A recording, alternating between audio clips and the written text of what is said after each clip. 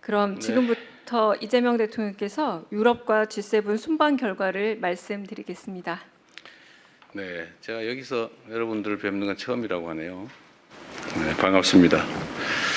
원래 비행기에서 하려고 그러다가 비행기에서 하면 여러분들 잠자다 잠을 못 자고 깬다고 그래서 할 수 없이 끝나고 난 다음에 오늘 하게 됐습니다. 한번 웃어줄 만도 한데 절대 안 웃어주네요. 네, 반갑습니다.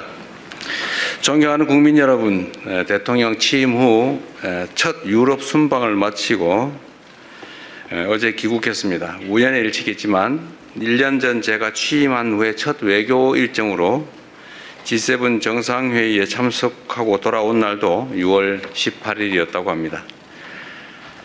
1년 전에는 G7이라는 다자 무대에서 민주 대한민국의 복귀를 알리는 것 자체가 중요한 성과였다면 이번 유럽 방문과 G7 정상회의 참석을 통해서는 지난 1년 동안 대한민국의 위상과 대한민국에 대한 국제사회의 기대가 확실히 높아졌음을 피부로 느낄 수 있었습니다.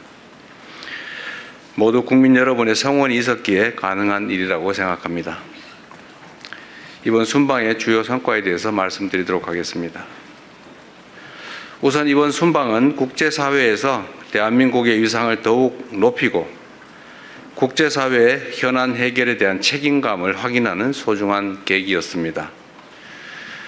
EU와는 평화와 번영, 연대와 협력이라는 공동의 가치를 중심으로 중동 정세, 한반도 평화, 경제 안보, 기후변화에 이르기까지 국제사회 주요 현안에 대한 공감대를 형성했습니다.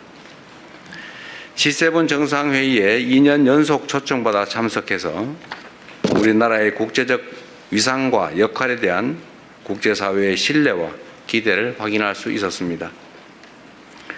G7 회원국과 초청국이 참석한 2개의 확대 세션과 업무 오찬에서는 새로운 파트너십 구축과 국제연대 재건, 글로벌 불균형 해소와 공급망 안정, 안전하고 신속하며 효율적인 인공지능 도입 보장 방안에 이르기까지 글로벌 현안 해결을 위한 대한민국의 입장을 적극 개진하였습니다. 이 자리에서 저는 글로벌 경제 불균형 문제 해결을 위한 연대와 대화의 중요성을 강조하고 인공지능 등 다양한 분야에서 혁신을 촉진하되 안정성과 투명성, 책임성을 함께 확보해야 된다는 점을 지적하였습니다. 또한 중동 위기가 종식될 것으로 기대되는 만큼 향후 글로벌 에너지 공급망 강화를 위한 체계적인 해법도 함께 모색해 나가자고 제안하였습니다. 정부는 앞으로 글로벌 에너지 공급망 강화와 아태 지역 내 에너지 수입국 간의 협력 강화 시스템 구축을 통해서 우리 국익에 부합하는 국제 협력 질서를 주도적으로 추진해 나갈 계획입니다. 둘째, 이번 순방 역시 실용 외교로 국익을 극대화하기 위해 노력했습니다. 먼저 유럽 물류의 중심지이자 혁신적 중소기업 생태계를 갖춘 벨기에를 방문했습니다. 양국의 중소기업과 스타트업의 안정적인 성장 기반을 만들고 미래 세대 간 교류와 협력을 강화하기 위해 함께 노력하기로 하였습니다.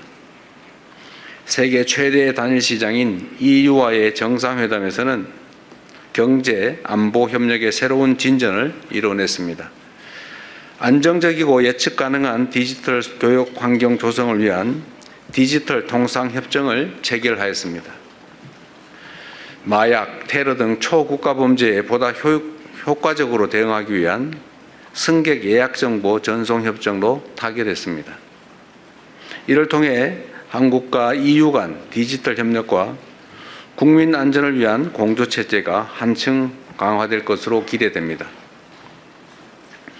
무엇보다 EU를 방문한 것은 오는 7월 1일 철강 관세 할당 제도 조치 발효를 앞두고 한국산 철강에 대한 쿼터가 대폭 줄어들 것으로 우려되는 상황이었기 때문입니다.